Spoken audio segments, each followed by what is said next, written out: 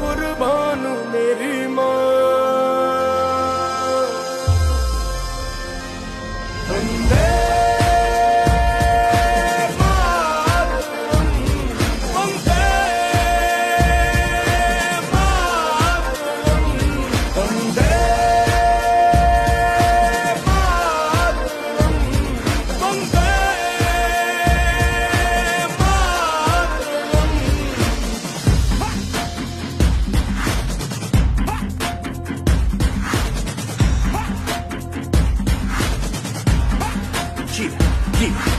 आ गई घड़ी है देखो सबसे बड़ी, मुझसे बस 2 कदम पे देखो जीत खड़ी है। मुझे कब से इंतजार था आज की शाम का, अब देखो क्या करता है ये बंदा हिंदुस्तान का, जो किसी के भी आगे झुका नहीं। हाँ मैं हूँ उस देश का, बैठ के ले नजारा इस ट्रैवल और बेस का। सीधा चलूं या चलूं ढाई ढाई चाल, मैं खेल मेरा होगा ये देख लंबी रेस का। मिट्टी का कर्ज है मैं मर के भी चुकाऊंगा, तुझे मिट्टी कर दूंगा या फिर मिट्टी में मिल जाऊंगा। जो भी कहा था मैं वो करके दिखाऊंगा, इंडिया से हूँ खाली हाथ नहीं जाऊंगा। मैं जम के पकड़ झाड़ दूंगा, तुझको मैं उखाड़ दूंगा। जहाँ से तू आया है ना वहीं तुझे गाड़ दूंगा। तेरी जमीन पे आज तुझे ही पछाड़ दूंगा, झंडा इंडिया का बेटे गाड़ दूंगा।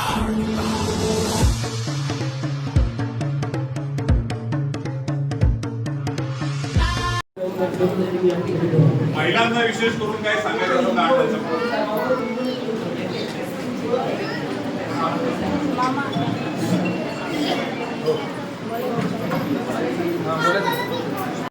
ॲक्च्युली मला फक्त एवढं सांगायचं होतं की आपल्या रोडला आहेत ना लाईटी नाही आहेत. आता आम्ही अपडाऊन करतो तळेगाव टू लोणावळा, कधी कधी लोकल आमची 9:30ला पण येते, पण ती तिथून येताना काहीही दिसत नाही.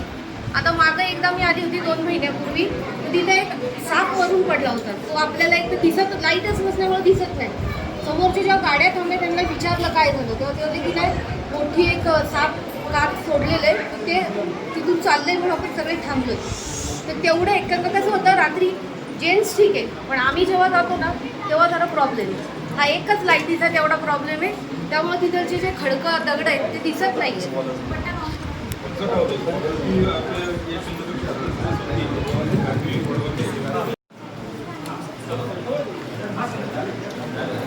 सोसायटी सोसायटी म्हणून मानली जाते, परंतु इथल्या सोयी त्याच्या योग्यतेच्या नाही आहेत. पाणी खूप गढूळ येतं पावसाच्या पाण्याने, आणि एरवी सुद्धा आम्हाला पाणी भरपूर असतं, परंतु शुद्ध पाणी नाही.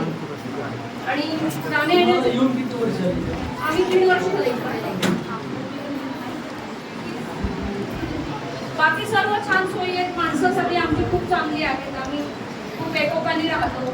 पण थोड्या गैरसोयीमुळं त्रास होतो, कारण आम्ही या सोसायटीमध्ये सगळे बाहेरून आलेली माणसं आहेत. आम्हाला तसा तळेगावचा खूप चांगला अनुभव आहे. वाईट अनुभव म्हणत नाही आम्ही, पण काय होतं पाण्यामुळे थोडं हे होतं. आपल्याकडे आपला फिल्ट्रेशन प्लॅन आहे, परंतु हा संपूर्ण वरती जो मावळा पाऊस झाला त्याच्यानी नदीचं पात्र एवढं गढूळ झालेलं आहे पाणी की त्याच्यामुळं कधी कधी तळेगावमध्ये सुद्धा गेले एक पर्टिक्युलर आठवडाभर गढूळ पाण्याचा सामना करावा लागला. त्या प्लांटची फिल्ट्रेशन क्षमता आपल्या प्लांटची फिल्ट्रेशन क्षमतामध्ये फरक असतो, आणि प्रत्येक औषधं आपण जी क्लोरीन किंवा कोटी वापरतो त्याला एक मर्यादा आहे. त्यापेक्षा जास्त वापरली पाण्याची चव खराब होईल, आपल्याला त्वचेचे आजार चालू होतील. या सगळ्याला एक लिमिटेशन बाळगून आपल्याला पाणी द्यावं लागते. आणि पावसाळ्याचं गढूळ पाणी ते मानले तो रोड एकदम छोटा आहे. आणि दुसरी गोष्ट तिथे जो कचरा पडलेला आहे, जेव्हा चालत जातो ते घाण वास येतो तिथे, आम्हाला चालत जाणं किंवा स्कूटी घेऊन जाणं हे आम्हाला कठीण होतं. आणि दुसरी गोष्ट तो स्लोप आहे तो खूपच डीप आहे, त्याच्यामुळे आम्हाला स्कूटीवर जाणाऱ्यांना स्पेशली खाली उतरणं कठीण झालं. पाण्या पावसाचा वगैरे खूप त्रास होतो, त्याचं काही करता येईल का?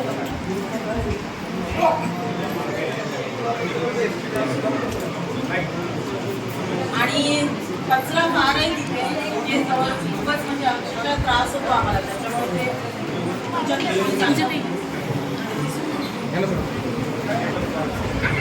तुम्ही आता ते बघितलंच असेल की आजूबाजूला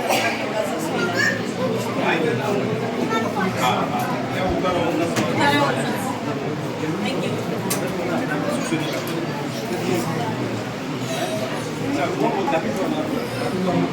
तुमचं उपजीविकेचं साधन निर्माण करता आणि ज्यावेळेस स्वतःची वास्तू झाली पाहिजे, आम्हाला समाधान मिळालं पाहिजे, ही भूमिका घेऊन तुम्ही या ठिकाणी राहता, त्यावेळेला माझ्यासारख्या देखील लोकप्रतिनिधीची जबाबदारी आहे की प्रत्येक नागरिकाला सुरक्षा देणं, प्रत्येक नागरिकाच्या मागे उभं राहणं.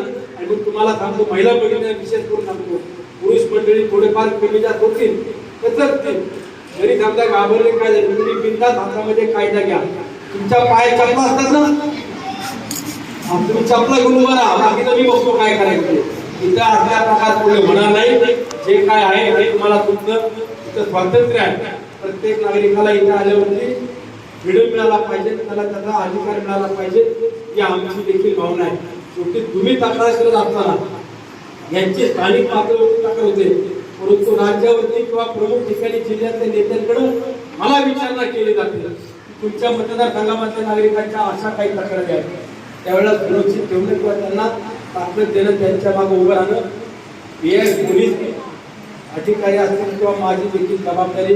एवढं त्यांनी मी त्यांना सांगतो. इथून पुढच्या काळात या सोसायटीच्या नागरिकांनी बिनधास्त हे तुम्हाला वाटेल त्या पद्धतीने तुम्ही राहावं. तुम्हाला जे काय लागेल, जी काय मदत लागेल, जे सहकार्य लागेल ते देण्याचं काम माझं देखील आहे. खरं तर तुम्ही मला खूप दिवसांनी बोलवलं, ज्यावेळेला सोसायटीत राहायला आला वर्षापूर्वी 2 वर्षापूर्वी, त्याच वेळेला जर बोलवलं असतं तर बऱ्यापैकी तुमचे काही प्रॉब्लेम सॉल्व्ह झाले असते. आता ऐन वेळेला म्हणजे इलेक्शनचा सुद्धा घाबरत नाही. एवढी जरी करण्याचा प्रयत्न करत असेल तर ते मोडून काढायचं काम तुमचं आहे. जर उद्या कुठल्या नागरिकांनी किंवा महिलांनी पुढला हातामध्ये कायदा घेतला, जर काही कृत्य केलं तर त्यांच्यावर तुम्हाला कोणती ऍक्शन घेता येणार नाही. म्हणून मी तुम्हाला आज अगोदर सांगून ठेवतो, तुमचं पूर्वी दादागिरी किंवा स्थानिक नागरिकांना इथल्या रहिवाशांना किंवा स्वतः कामाने याची जबाबदारी तुमच्या विरोधी दोघांची असेल. इथं दररोज पोलीस येतील आणि तुम्हालाही सांगतो, अजिबात तुम्ही घाबरून भयभीत होऊन अजिबात जायचं कारण नाही. तुम्ही इथं काय फुकट राहायला आले नाही. तुम्ही इथं राहिला आहे तर 2 पैसे बोलतात. स्वतःचं घर घेण्याकरता तुम्ही पै करता, मोलमजुरी करता, काम करता, वेगळ्या क्षेत्रामध्ये जाऊन व्यवसाय म्हणा किंवा जो तुम्हाला व्यवसाय करता येईल, जो तुम्हाला काम करता येईल ते करून तुम्ही तुमचं उपजीविकेचं साधन निर्माण करता. आणि ज्यावेळेस स्वतःची म्हणजे फार शेवटच्या क्षणामध्ये किंवा शेवटच्या तोंडावरती निवडणुकी अवघ्या 2 महिन्यावरती आले, हेच मला तुम्ही 6 महिन्यापूर्वी काम सांगितलं असतं तर आज तुमचं काम पूर्ण या ठिकाणी आलं होतं. परंतु आता निवडणुकीचा काळ आहे, त्याच्यातला अधिकचा निधी कसा आणता येईल किंवा आपली कामं मंजूर कशी करता देखील मी प्रयत्न करून या भागातल्या अडचणी सोडवेल. या भागातल्या सोसायटीचे चेअरमन, सेक्रेटरी किंवा इतर खजिनदार तुमची जी काही कमिटी असेल, या कमिटीने देखील माझ्या संपर्कात वेळोवेळी राहावं. 15 दिवसानं प्रत्येक कामाचा रिव्ह्यू मला जर तुम्ही दिला किंवा काय झाले कामाचं, कशा पद्धतीने झालं किंवा अन्ना कामच नाही झालं, हे सुद्धा तुम्ही सांगायला अजिबात तुम्ही संकोच घेऊ नका. परंतु दर 15 दिवसांनी मला सुद्धा माहिती मिळाली पाहिजे. या भागात कोणती कामं सुरू झाली तरी आहे तीच परिस्थिती आहे. महिनाभर झाल्यानंतर सुद्धा तुम्हाला पाणी मिळत नसेल तर ते सुद्धा मला तुम्ही सांगितलं पाहिजे. शेवटी तुम्ही टॅक्स भरता, रहिवासी भरता, टॅक्स पाण्याचा टॅक्स भरता, कचरा संकलन करण्याचा टॅक्स भरता, वृक्ष असेल किंवा इतर देखील टॅक्स तुम्ही नगरपंचायतचा भरता. त्यामुळे नगरपंचायतला देखील तुम्हाला सुविधा दिल्याच पाहिजे, ही देखील आमची जबाबदारी आहे. आणि उद्याच्या काळामध्ये या भागाच्या सुविधा मिळत असताना तुम्ही सर्वजण निश्चित राहा. तुमचा भाऊ म्हणून, तुमचा सहकारी म्हणून किंवा तुमचा एक लोकप्रतिनिधी म्हणून तुमच्या सोबत आहे, हाच विश्वास तुम्हाला देतो. धन्यवाद. जय हिंद, जय महाराष्ट्र. खूप धन्यवाद.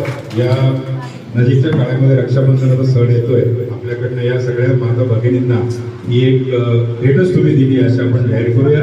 आम्हाला खात्री आहे की अण्णांनी आतापर्यंत तालुक्यात ही एक भेटच तुम्ही दिली अशी आपण जाहीर करूया. आम्हाला खात्री आहे की अण्णांनी आतापर्यंत तालुक्यासाठी जो काही विकास केलाय त्याच्यामुळे हा सुद्धा जे आपण त्यांना मागणी केली ही निश्चित पूर्ण करतील. अण्णांची टर्म संपत आलेली नाही, नवीन टर्म सुरू होणार आहे, त्याच्यासाठी आपण त्यांना भरघोस शुभेच्छा देणार. आणि आपले आपण असेच विकास कामाची गंगा वाहती राहो. उद्या तुमच्या कार्यक्रमात तुम्ही एक मोठा कार्यक्रम उपमुख्यमंत्री अजितदादा पवार या गावामध्ये येत आहे, त्याचं खूप मोठी रॅली अण्णांनी इथं आयोजित केली.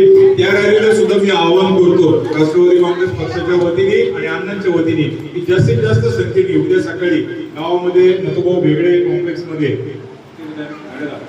11च्या दरम्यान आपण 10 वाजता आपण जास्तीत जास्त संख्येने त्या कार्यक्रमाला उपस्थित राहायचं आहे आणि अण्णांचा साथ आपल्याला द्यायची आहे की जेणेकरून हक्काने आपल्याला इथे काही आणखी मागण्या त्यांच्याकडनं करून घेता येतील. अत्यंत व्यस्ततम अशा त्यांच्या कार्यकाळातनं त्यांनी या सोसायटीला वेळ दिला आणि आपल्या मागण्या शांतपणे ऐकून घेऊन त्या मान्यही केल्या. याच्याबद्दल पुन्हा एकदा सर्व नागरिकांच्या तर्फे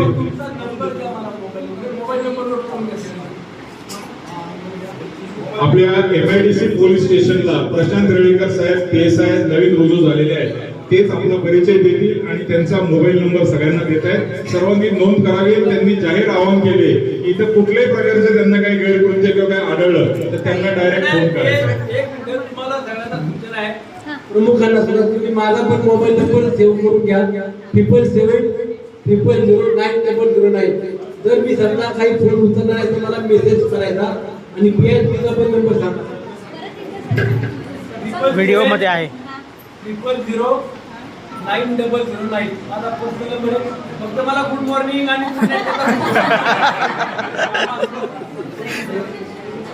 व्हिडिओ मध्ये आहे. नमस्कार, मी PSI Prashant Relekar, Talegaon police station. Number 99254676.